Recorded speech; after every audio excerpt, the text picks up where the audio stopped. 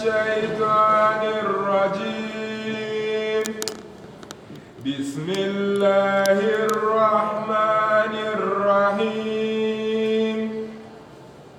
أتى أمر الله فلا تستعجلوه سبحانه وتعالى عما يشركون. ينزل الملائكة بالروح من أمره على من يشاء من عباده أن أنذروا أنه لا إله إلا أنا فاتقون. خلق السماوات والأرض بالحق تعالى عما يشركون. خلق الإنسان من نطفة فإذا هو خصيم مبين. والأنعام خلقها لكم فيها دفء ومنافع ومنها تأكلون ولكم فيها جمال حين تريحون وحين تسرحون. وتحمل أثقالكم إلى بلد لم تكونوا بالغيه إلا بشق الأنفس إن ربكم لرؤوف رحيم. والخيل والبغال والحمير لتركبوها وزينة ويخلق ما تعلمون ما لا تعلمون ويخلق ما لا تعلمون. وعلى الله قصد السبيل ومنها جائر ولو شاء لهداكم أجمعين. هو الذي أنزل من السماء ماء لكم منه شراب ومنه شجر فيه تسيمون. ينبت لكم به الزرع والزيتون والنخيل والأعناب ومن كل الثمرات إن في ذلك لآية لقوم يتفكرون. وسخر لكم الليل والنهار والشمس والقمر والنجوم مسخرات بأمره إن في ذلك لآيات لقوم يعقلون. صدق الله العظيم.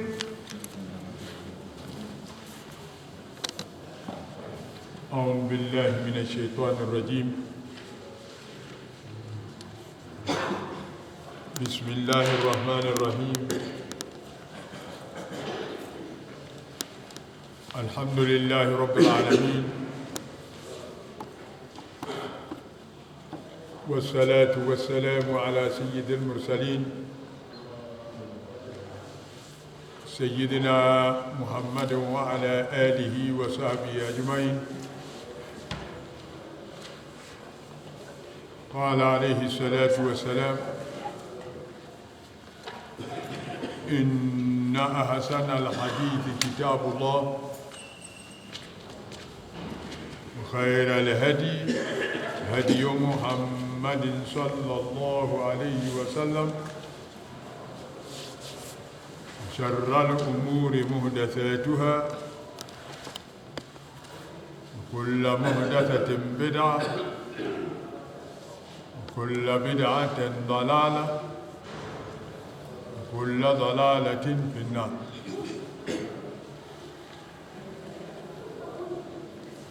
قال الله تعالى: أعوذ بالله من الشيطان الرجيم.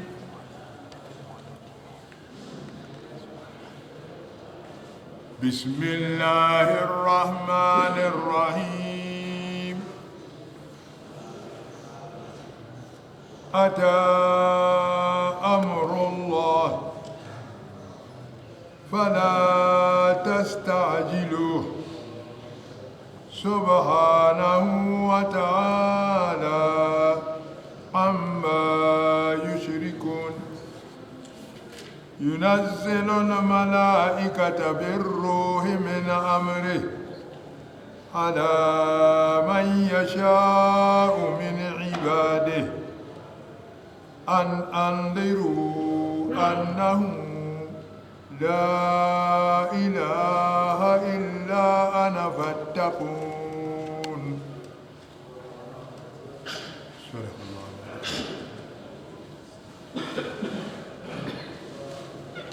بسم الله الرحمن الرحيم.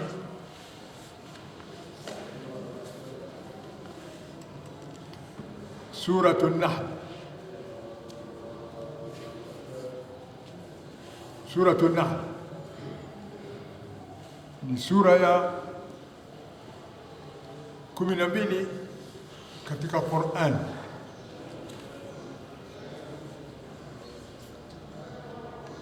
Suratun,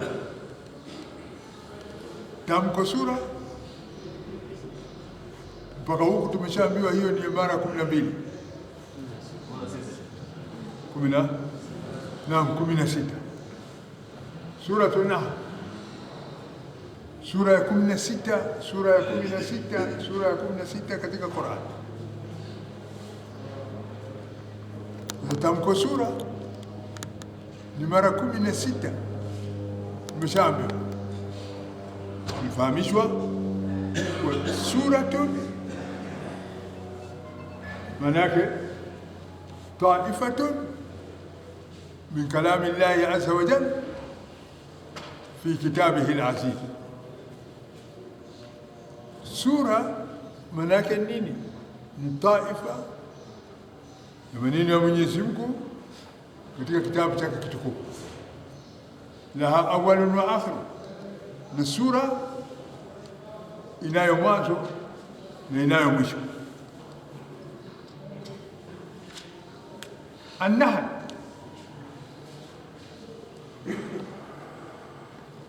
itataja mdudu anaitwa Nahl vile anavyotengeneza kitu kitamu kabisa na vitu ambavyo anavijua yeye, anavielewa yeye, na isitoshe kitu chake kitamu hicho asali, bali tuona alivyo na akili huyu mdudu anapotengeneza nyumba ile imekona inayo kona 6 imekaa kama kobole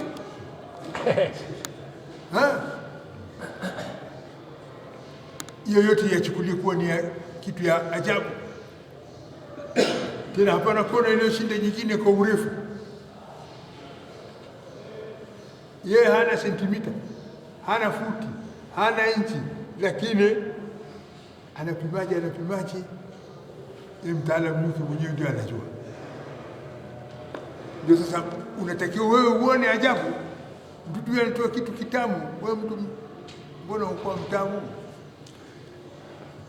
mdudu huyu anakuwa mjengaji mzuri kabisa, amejenga vitu kwa nidhamu.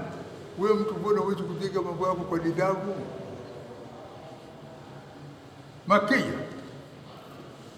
sura imeteremshwa Maka. Wa ayatuha, ayati zilizomo katika hiyo sura 28 wa 100, ni aya 128. Bismillahir Rahmanir Rahim.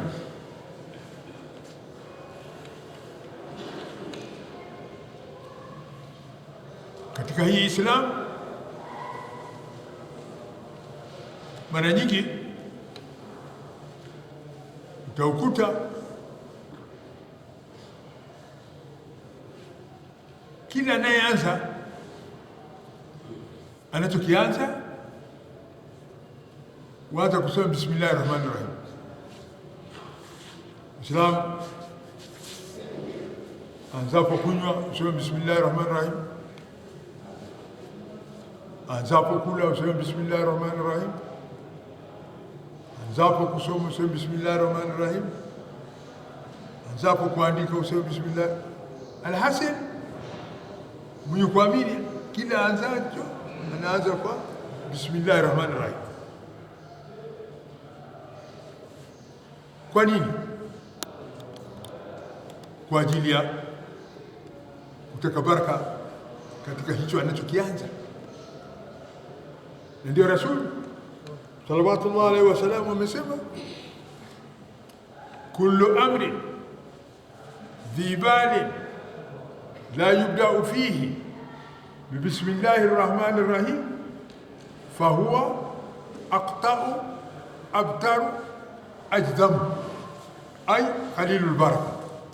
Kila jambo lenye kushughulikiwa ikiwa haikuanzwa kwa bismillahir rahmanir rahim, hilo jambo huwa qalilul baraka, baraka yake huwa ni chache, ni ndogo.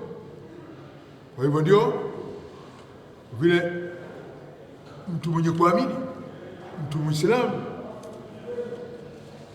ni mwenye haja mno na baraka zake Mwenyezi Mungu, ni mwenye haja sana na baraka zake Mwenyezi Mungu. Basi ndicho kile chake anapokianza huanza kwa bismillahir rahmanir rahim. Bismillahir rahmanir rahim, bismi kwa utukufu wa jina, bismi kwa ujuu wa jina, bismi kwa ukubwa wa jina. Jina la nani? Allah.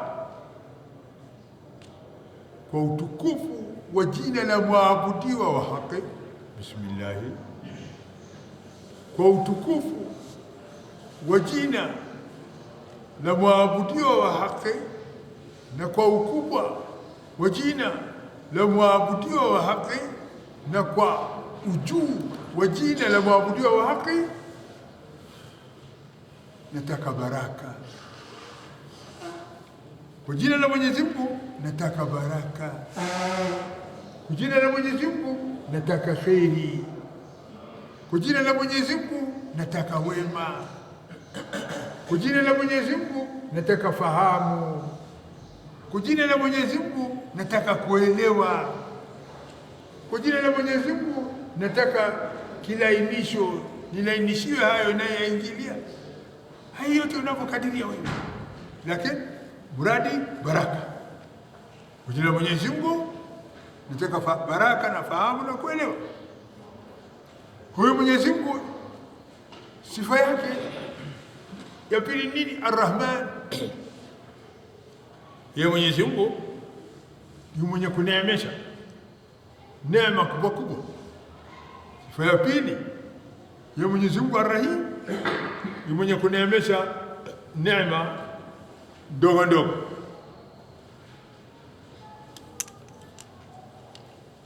Ata amrullah,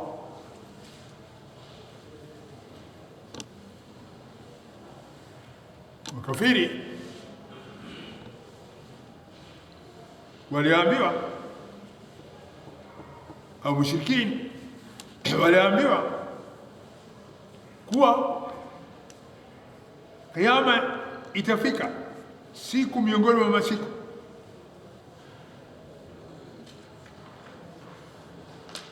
wao hawakutulia waongoje hiyo siku, bali walifanya haraka wakimkazania Mtume salawatullahi alaihi wasallam, hiyo kiyama itafika lini? Hiyo kiyama itatuka lini? Ndio Mwenyezi Mungu anasema ata amrullah,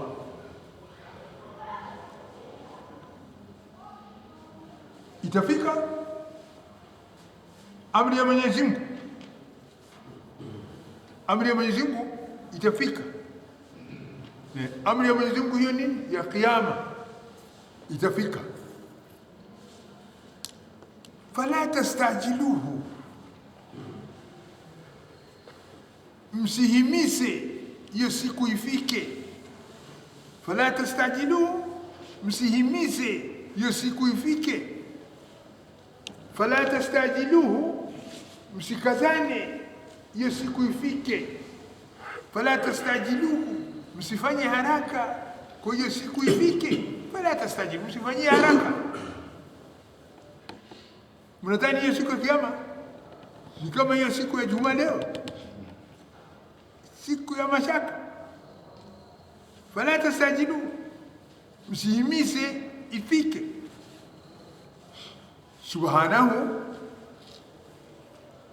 Subhanahu, kutakasika kutokamana na kila upungufu ni wake Mwenyezi Mungu. Wa ta'ala, na katukuka yeye Mwenyezi Mungu, amma yushrikun, kutokamana na hayo wanayomshirikisha kwayo. Yani Mwenyezi Mungu hakubali kushirikishwa, mbali kabisa na kushirikishwa, na yu mwenye kutakasika mbali kabisa na kila mapungufu wanayodhania kwayo watu. Yunazzilu al-malaikata birruhi min amri, ye Mwenyezi Mungu anateremsha malaika na wahi kwa amri yake. Mwenyezi Mungu humteremsha malaika kuleta wahi kwa amri yake. Malaika hawaji na wahi kukutaka kwao malaika, bali malaika huja na wahi kwa amri yake Mwenyezi Mungu. Yunazzilu, anaamrisha Mwenyezi Mungu al-malaika, malaika biruhi, na wahi min amri, kwa amri yake. Tena hiyo wahi ala man yashau min ibadi, kwa yule mtu amtakaye miongoni mwa waja wake. Anatuma hiyo wahi Mwenyezi Mungu kwa yule mtu amtakaye miongoni mwa waja wake, na hao waja wake ni hao mursalini ambao waliwachagua yeye Mwenyezi Mungu kuwaletea wahi. Aliwachagua Mwenyezi Mungu kuwaletea wahi. Miongoni mwa hiyo wahi, ana andhiru, ni kuwa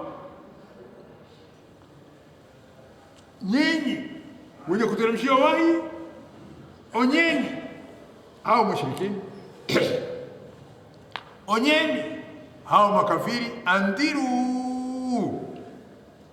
onyeni hao makafiri, hao mushrikini, muwaonye. Annahu, akabila shaka, la ilaha, hapana mwabudiwa kwa haki, illa ana, isipokuwa mimi Allah. Illa ana, isipokuwa mimi Allah ndiye ninayestahili kupokeshwa peke yangu katika ibada. Fattaquni, muniogope, muogope adhabu yangu. Yule mtu atakayenishirikisha aogope adhabu yangu. Yule mtu atakayeniasi aogope adhabu yangu. Kwa kuwa mimi Allah sikubali kushirikishwa, sikubali kuasiwa. Khalaqa as-samawati wal arda bil haqq, ye Mwenyezi Mungu khalaqa as-samawati, kaumba hizo mbingu, wal arda, na kaumba hiyo ardhi, bil haqq, kwa kudhihirisha ukweli kwa yeye ni mwenye nguvu, ni yeye ni mmoja, ni yeye ni muweza. Ameumba mbingu Mwenyezi Mungu ili apate kudhihirisha haki, yeye muumba, yeye ni mmoja. Ameumba Mwenyezi Mungu ardhi ili apate kudhihirisha haki, kwa yeye muumba wa ardhi, yeye ni mmoja. بالحق تعالى تعالى يا Mwenyezi Mungu katukuka, amma yushrikun, kutokana na hayo wanayomshirikisha Mwenyezi Mungu kwayo. Khalaqa al-insana min nutfah, anasema Mwenyezi Mungu ni yeye vile vile khalaqa al-insani, yeye ndio aliyemuumba mwanadamu. Mwenyezi Mungu ndiye aliyemuumba nani? Mwanadamu. Min nutfatin, kutokamana na tone la manii, kutokamana na tone la manii. Amemuumba mwanadamu kutokamana na tone la manii.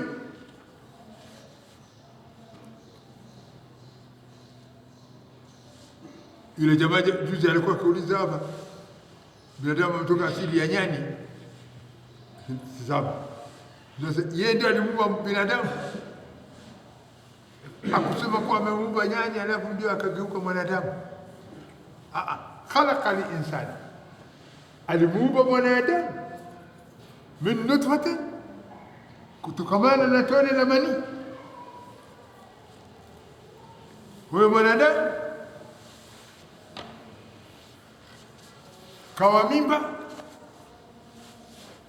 kwa muda ima miezi 9 au na zaidi au na punguani, kazaliwa, kalelewa, kafundishwa, kawa mwerevu, kawa mjanja, kawa mwenye akili, kawa mwenye kuweza kujua haya ni mazuri na haya ni mabaya. Alhasil amekuwa mtu. Khalaqa al-insan, amemuumba mwanadamu ya Mwenyezi Mungu min nutfatin, kutokamana na tone la manii. Faidha, mara kwa ghafla, baada ya kusha kuwa mwanadamu. Faidha, mara kwa ghafla, baada ya kusha kuwa mwanadamu huyo amefikisha miaka 15, 16, 17, 18, 20, 24, 25 huko na kuendelea. Mara kwa ghafla kisha fika mwanadamu katika hiyo stage, anakuwa namna gani? Fa idha huwa, mara utamuona huyu mwanadamu amekuwa nini?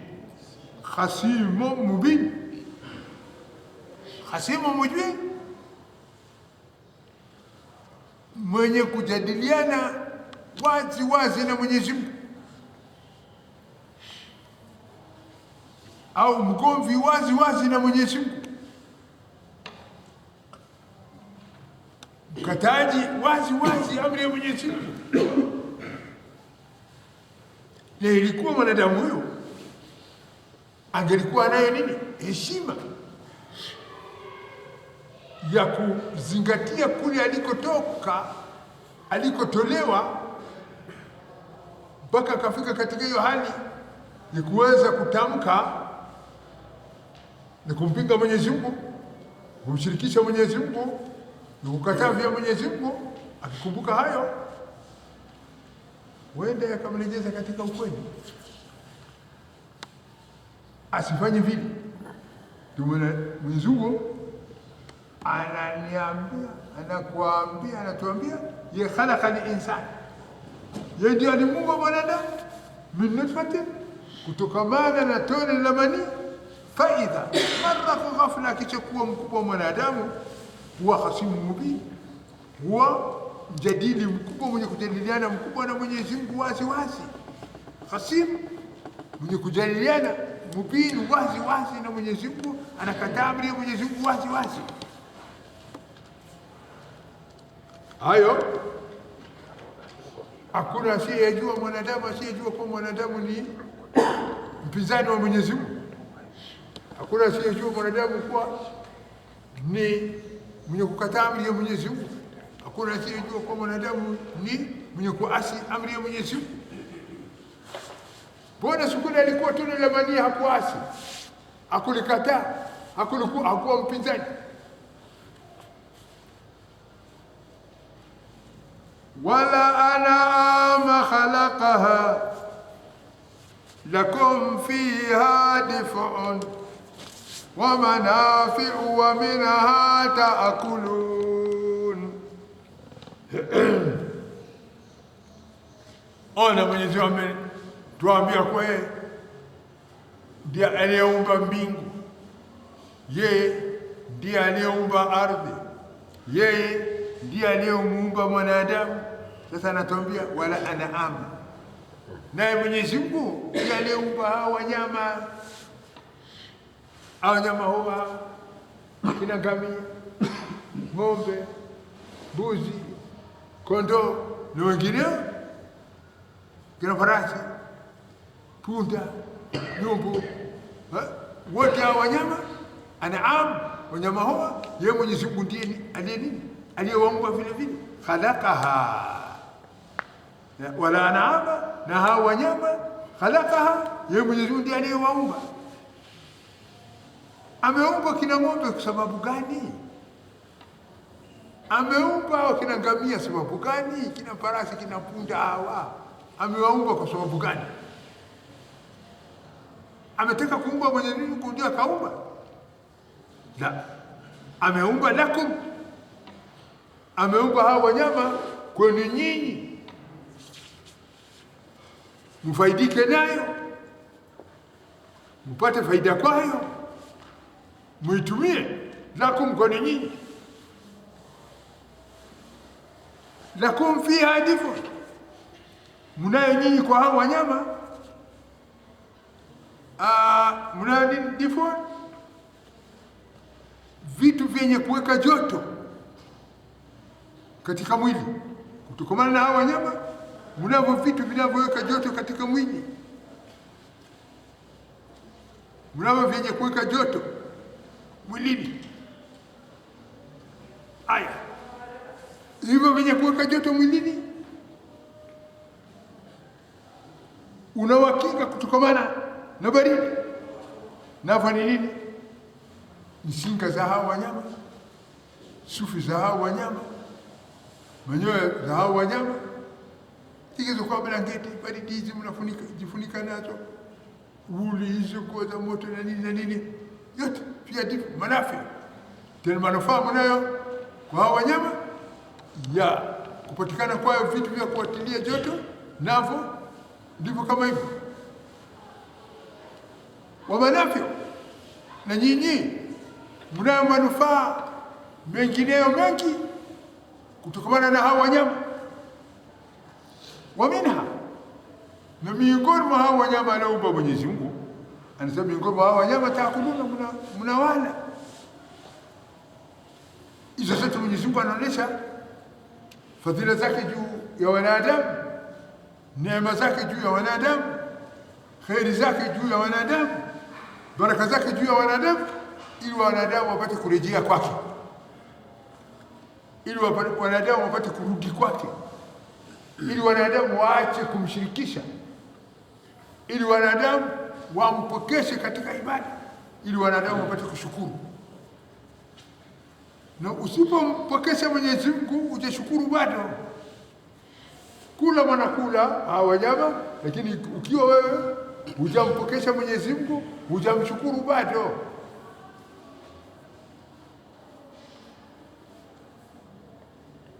Walakum fiha jamalun hina turihun wa hina tasarahun,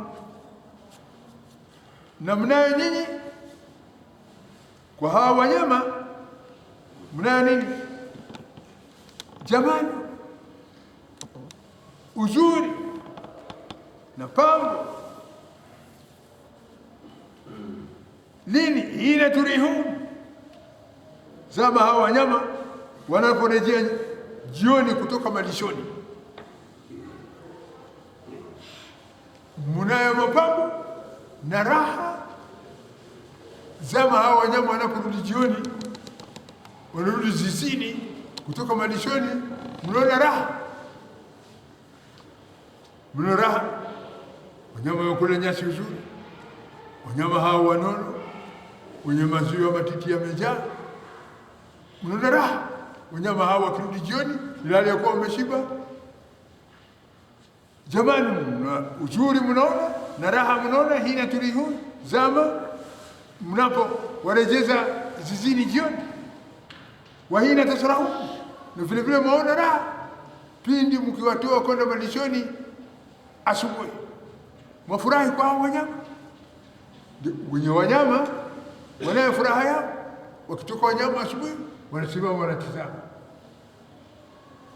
wanono, wakubwa, wadogo, wazuri, wenye kupendeza, wanasema watizama jioni na asubuhi.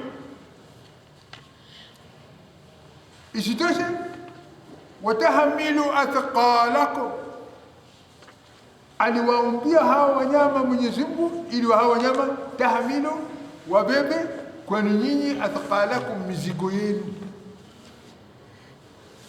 Hawa wanyama wawe nini? Wakibeba kwani nini? Mizigo yenu.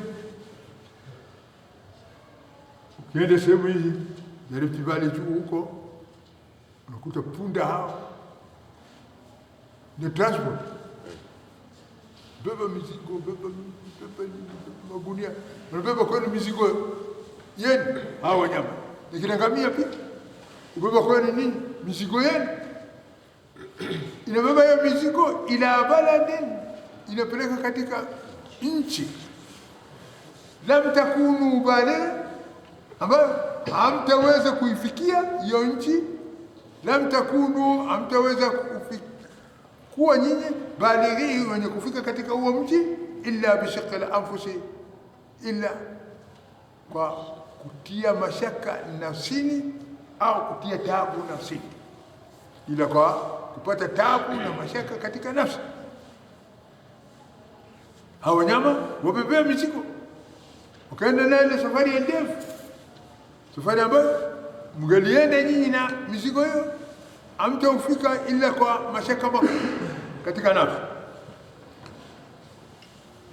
Hapo yote Mwenyezi Mungu anamuonyeshia mwanadamu kuwa anamtumikia mwanadamu, kuwa anamfanyia kazi mwanadamu, kuwa vya mwanadamu vyote vimo kwake, lake mwanadamu ni kumwomba yeye. Inna rabbakum, hakika bila shaka Mola wenu Muumba, la raufun, yumpole, raufun, yumpole, rahimun, yu Mola mremevu sana. Isitoshe, bado Mwenyezi Mungu anaonyesha ihsani zake na fadhila zake juu ya wanadamu kwa hao wanyama aliowaumba na kazi aliyowapa. Anasema wala khaila wala bighala wala hamira litarkabuha wa zina. Anasema Mwenyezi Mungu wala khaila, ni Mwenyezi Mungu ameumba kwenu farasi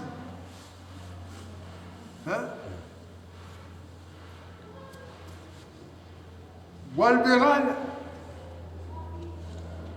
na hawa nyumbu, wala hamira, na punda. Farasi inapandwa, nyumbu hupandwa, amiri vile vile punda hupandwa, litarkabuha, ili mpate kuyapanda. Wazinatan, nani yako vile vile nini, ni pambo kwenu na ni uzuri kwenu kuyapanda. Mnapopanda mnajiona mko katika hali ya uzuri. Yote hayo mziwataka kuwasaidishia nyendo na safari na mguro wa kugura mizigo na mengineyo. Wa yakhluqu ma la ta'lamun, na anasema Mwenyezi Mungu ndiye anaumba vitu ambavyo la ta'lamuna, msivyovijua. Ona, wakati wa farasi ndio transport, na nyumbu na punda na ngamia na hao wanyama wengine, ilikuwa hizo ala zilizoko sasa hazipo. Kutoka ilikuwa hapana, ndege hapana, ilikuwa hapana. Ndio Mwenyezi Mungu anaishiria kuwa nyinyi kwa sasa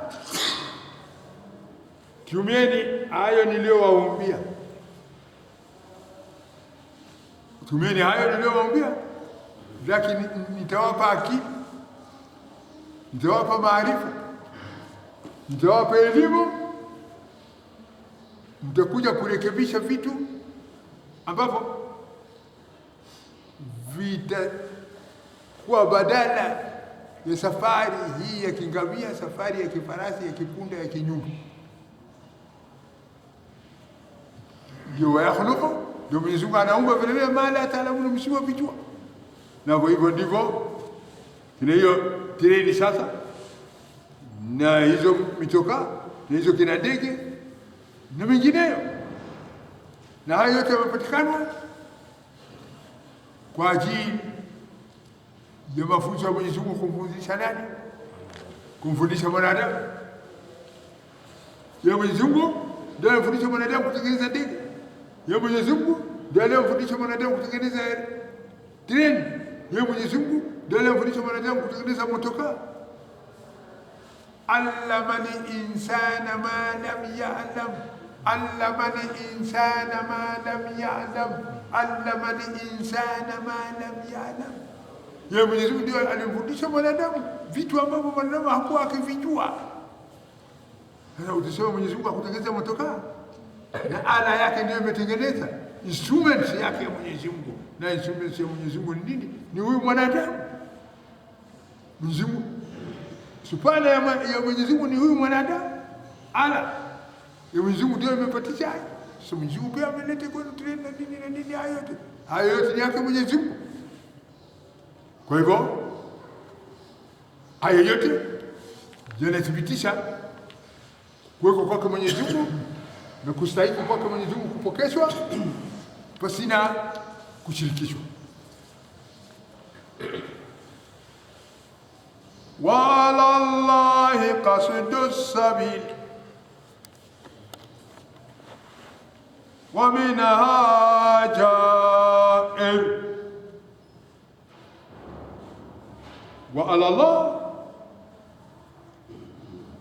na kwake Mwenyezi Mungu na haki yake Mwenyezi Mungu, qasdu sabil, kubainisha njia iliyokuwa iliyonyoka. Ni juu ya Mwenyezi Mungu kubainisha njia iliyonyoka. Wallahi, ni juu ya Mwenyezi Mungu qasdu sabil, kubainisha njia iliyonyoka. Kwa huyu mwanadamu yu mwenye kuhitajiwa anyoke. Sasa atanyoka kwa maarifa yake? Hawezi.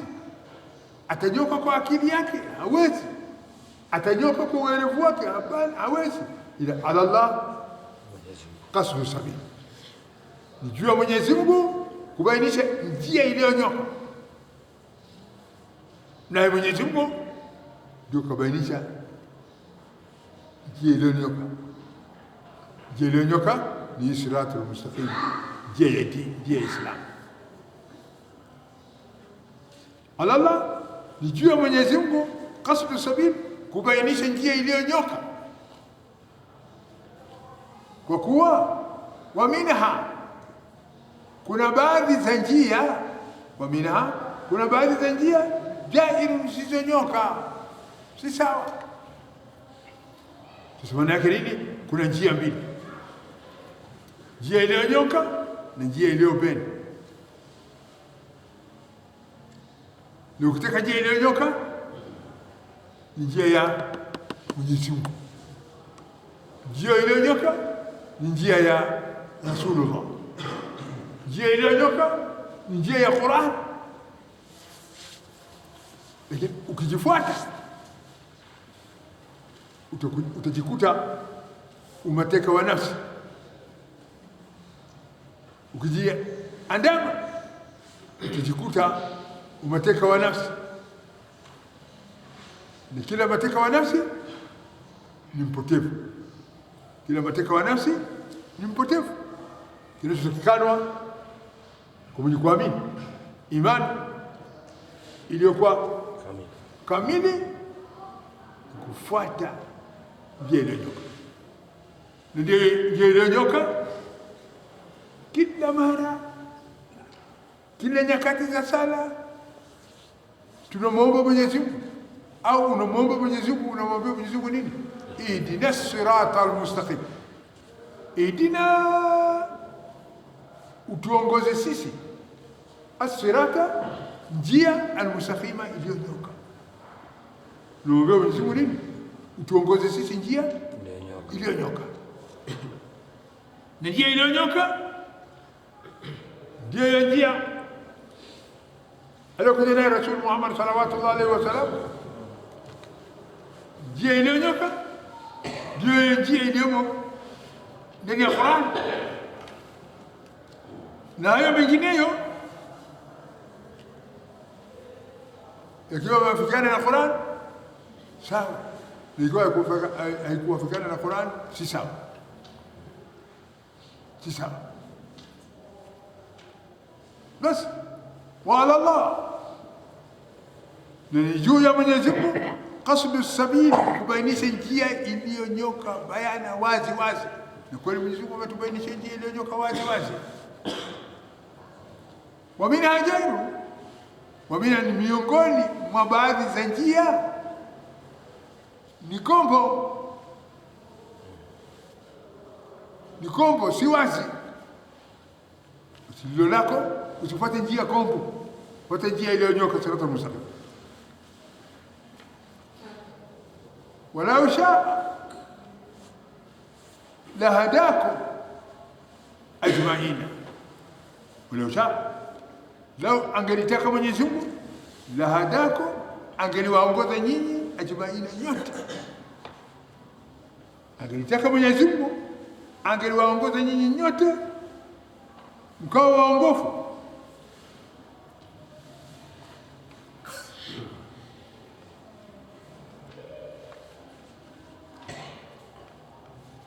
Walladhi anzala minas samai maa, Mwenyezi Mungu anajidhihirisha kwa mwanadamu, anajionyesha kwa mwanadamu. Yeye ni nani kwa mwanadamu? Yeye ni nani kwa mwanadamu? Bali yeye Allah kwa mwanadamu, yeye ni mwabudiwa asiyeshirikishwa. Kinachotakikana kwa mwanadamu ni kumpokesha mwabudiwa asiyeshirikishwa. Anasema huwa ya Mwenyezi Mungu alladhi, ndiye Mola ambaye anzala, anayeteremsha au anayeteremsha mina samai, kutoka mawinguni, maan, mvua. Mwenyezi Mungu ndiye anayeteremsha mvua kutoka mawinguni. Aya, hiyo mvua ya nini? Nini kazi ya mvua? Nini faida ya mvua? Anasema Mwenyezi Mungu, lakum minhu sharabun, lakum, mna nyinyi wanadamu, minhu, kutokamana na hiyo maji ya mvua, sharabun, maji ya kunywa. Mna nyinyi vinywaji, maji ya kunywa, miongoni mwa hizo maji ya mvua. Wa minhu shajaru, na anatoa Mwenyezi Mungu kwa hiyo maji miti, mimea, miti na mimea mingine yote anatoa kwa hiyo maji ya mvua. Fihi tusimun, na kwa hiyo mimea na majani ya miti mnawalisha kwayo nini? Wanyama wenu. Fihi tusimun, mnawalisha kwayo nini? Wanyama wenu. Ye Mwenyezi Mungu, yumbitu lakum bihi zar'a, anaotesha Mwenyezi Mungu lakum, kwa nyinyi wanadamu, bihi, kwa hiyo mvua, kwa hiyo maji ya mvua anaotesha kwa nyinyi azara, mimea mlivyovipanda au msivyovipanda, yote Mwenyezi Mungu anawaoteshia kwa hiyo maji ya mvua. Wazaituna, na anaotesha kwenu mzeituni, miti ya mzeituni natoa mafuta. Wanakhila, na anaotesha kwenu nyie kwa hiyo maji ya mvua, anakhila, mitende. Walanaba, na anaotesha kwenu nyie Mwenyezi Mungu kwa hiyo maji ya mvua, mizabibu. Wa min kulli thamarat, na matunda yote hayo mnayoona yeye Mwenyezi Mungu anaotesha kwenu kwa hiyo maji ya nini? Kwa hiyo maji ya mvua. Wa min kulli thamarat, na matunda yote hayo mnayoyala, mnayoona, yeye Mwenyezi Mungu ndiye ameotesha kwenu kwa hiyo maji ya nini? Maji ya mvua. Inna, hakika bila shaka, fi dhalika, katika hayo aliyotaja yote. Ametaja nini? Khalaqa samawati wal ard, khalaqa al-insan, khalaqa al-an'am, khalaqa al-hamir wal bighala wal nin wal khayla, anzala min as-samai ma'an, nini yote haya anasema Mwenyezi Mungu, inna fi dhalika, hakika bila shaka katika hayo niliyokwisha kukuambia. Sasa hayo niliyokwisha kukutajia, katika hayo la ayat, imo ndani yake dalili wazi wazi kabisa ya uwezo wake Mwenyezi Mungu, dalili wazi wazi kabisa ya kudra yake Mwenyezi Mungu, dalili wazi wazi kabisa ya upweke wake Mwenyezi Mungu. Lakini dalili wazi wazi kabisa ya kuonyesha upweke wa Mwenyezi Mungu, liqaumin yatafakkaruna, liqaumin yatafakkaruna, liqaumin yatafakkaruna, kwa wale watu wanao nini? Wanaofikiri, wale watu wanaofikira, wale watu wanao nini? Wanaofikira. Lakini anapo mtu kalala kuweka sigareti juu, atafikiri nini? Amechimba huyo. Lakini fikira inatakikana, kuzingatiwa hayo ambayo umeyala, imetoka wapi? Msukumo huo unaosukuma hiyo riziki mpaka ikafika kwako, umetoka wapi? Kilichokikusa hiyo riziki ni nini? Fikiria hayo. Ukifikiria hayo ndio utaona. Ndio watu wa sayansi wanafanya kazi ya kufikiri. Ilikuwa kazi ya kufikiri hii, ni kazi ya watu wa Uislamu wakae wakifikiria vitu. Wafanyia uchambuzi vitu mpaka wamuone Mwenyezi Mungu katika kila kitu.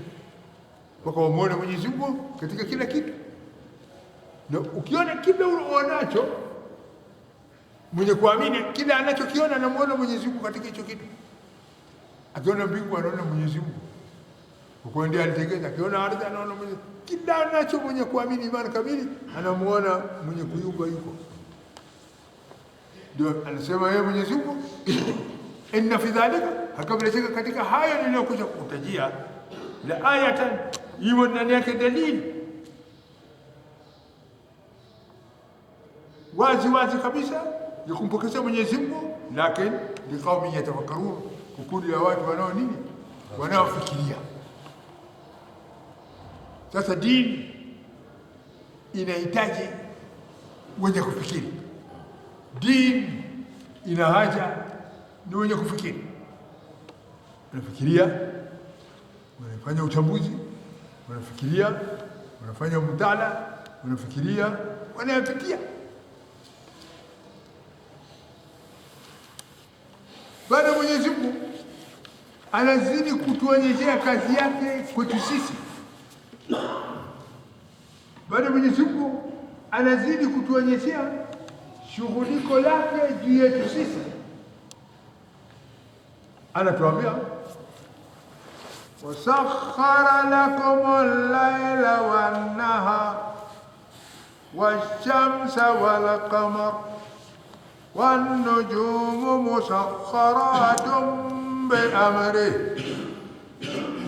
Asema Mwenyezi Mungu wasakhara lakum al-layla, yeye Mwenyezi Mungu ndiye aliyedhalilisha kwenu nyinyi usiku. Yeye Mwenyezi Mungu ndiye aliyewaletea nyinyi huo usiku, wanahara na mchana. Kawaletea usiku mchana, lela libasa. Usiku ni wakati wa kujisitiri,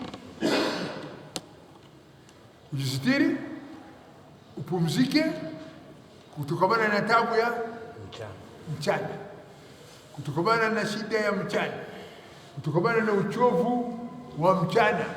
Usiku upumzike. Lakini mwanadamu huyo mchana umekuwa fupi kwake. Kwa nini? Kwa kuwa shughuli zake zimezidi, zimekuwa nyingi. Shughuli zake mwanadamu zimekuwa nyingi. Anataka nini mwanadamu? Anataka overtime. Anataka overtime. Haya, fanya mwenye kufanya. Akatoa mwanadamu overtime. Overtime vile vile kwa mwanadamu haikumfaa. Akasema sasa nitafuta overtime, nitafanya shift. First shift, second shift, third shift, 24 hours to 3 shifts. Ndio sasa dunia unaenda namna hiyo, non stop. Watu wanashughulika mchana na usiku, juu chini, kukimbilia nini? Hii maisha ni hali ya kuwa wasakhara lakum al-layla, alidhalilisha kwenu usiku, aliwajalia kwenu nyie usiku. Lela libasa ni sitara ya kujipumzisha kutokana na shida na taabu ya kazi mlizofanya mchana. Wanahara maasha, na alikuwa Mwenyezi Mungu amewajalia mchana ni wakati wa kufanya nini? Kazi. Kutafuta nini? Kutafuta riziki. Kutafuta nini? Riziki. Ona nahara maasha. Lakini sasa takriban utakuta tumeubadilisha, badala ya nahara nakuwa nahara libasa. Tumebadilisha. Sasa nahari hii pita majumbani mwetu mitaani, jamaa wote wamelala, jamaa wote wamelala. Kwa nini? Kazi hapana. Kwa nini? Kibarua hapana. Kwa nini? Shughuli hapana. Na hali ya kuwa akijishughulisha mtu atashughulika.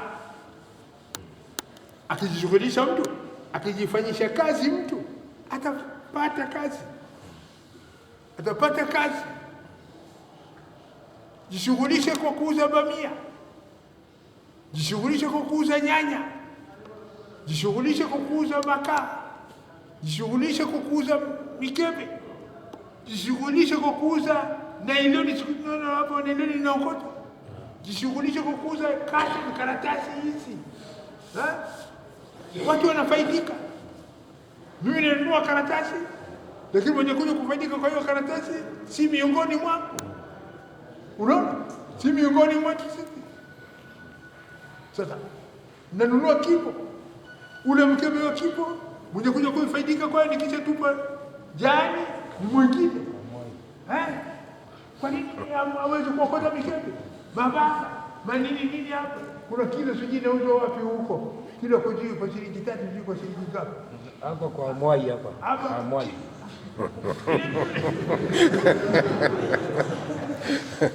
Ukijishughulisha utashughulika. Ukijishughulisha utashughulika. Na kujishughulisha na usingizi utalala. Na bahati yetu nzuri, tumekuta hao wazazi wetu bado wana huruma na sisi. Bahati yetu nzuri, tumekuta chini tumekuwa na hao wazazi wetu. Lakini Mwenyezi Mungu atugeuze hali, tuondoke katika huo usingizi, tuje katika hali ya kutikisika katika ulimwengu, nikutafuta riziki, nikutafuta riziki. Ile hali ya kutegemea baba, tegemea mama, tegemea nyumbani, tuipige kalamu, tuipige kalamu, tuwe na moyo wa kufanya, sio wa kufanyiwa. Ndio sasa mchana ni wakati wa kutafuta maisha, na usiku ni wakati wa kupumzika baada ya kazi ya nini? Ya mchana. Sasa kibira usiku ndio mchana, watu wameseria kila pale. Video hizi unakuta CDC hizo unakuta taarabu hizo, nyimbo zinaimba, unakuta alhasil watu wamekaa, gazeti zinasomwa. Kwa nini? Ili usiku imalizike. Kwa kitu gani? Kwa hayo ambayo asubuhi faida yake hakuna. Hapa haina faida asubuhi. Faida yake asubuhi hapana.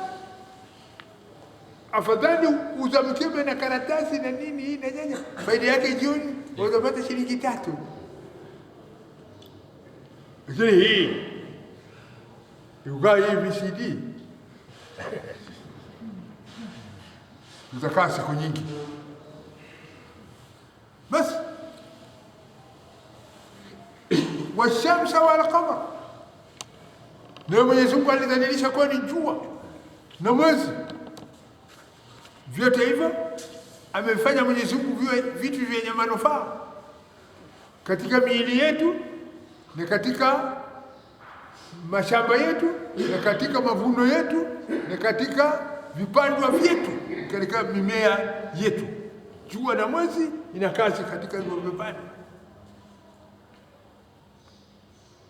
Wanijumu musakharatun biamri, na Mwenyezi Mungu vile nyota hizo amezidhalilisha kwa wanadamu kwa amri yake Mwenyezi Mungu. Kuna hao watu kusoma elimu ya nyota, akiona hiyo Nyota Southern Cross, Eastern Cross, nini cross. Mmesoma hiyo kitu? Hii mmesoma, sisi hatujui hiyo kitu, ndio mnajua. Sasa akiona wenyewe wasafiri wa jangwa wale wasafiri wa bahari wakiona namna hiyo, nikienda na hiyo nyota namna hii nikifuata nitafika Unguja, nikifuata hiyo namna hii nitafika Brazzaville, nikifuata hiyo namna hii nitafika Cairo. Unajua hayo yote Mwenyezi Mungu amesaidisha, amesafirisha ili mwanadamu apate kufaidika, afike katika lake lengo kwa urahisi na kwa uwepesi, ili ampokeshe Mwenyezi Mungu mwenye hivyo vitu pasina kumshirikisha. Wazee wamesema inna fi dhalika la ayatin liqaumin yaqilun. Ya salam. Pale kwanza Mwenyezi Mungu alikuwa akisema maneno na wenye nini? Pale kwanza Mwenyezi Mungu alikuwa akisema maneno na watu gani? Wenye nini? Hapana. Wenye nini? Wenye fikira. Jazakallah khair. Alikuwa akisema Mwenyezi Mungu na wenye fikira, wenye kufikiri. Sasa hapo Mwenyezi Mungu anasema na nani? Ni kaumi yaqiluna, wale wanaotia mambo akilini, wale wenye akili, wale watu wenye akili. Sasa Islam ina haja ya wenye fikira na wenye akili. Dini ina haja na wenye fikira, wenye akili. Qur'an ina haja na wenye fikira na wenye akili. Hata ya wenye fikira na wenye akili ndio tustafidi kutoka katika hiyo Qur'an, ndio tupata faida katika hiyo Qur'an, ndio tupata manufaa kutoka katika hiyo Qur'an. Sasa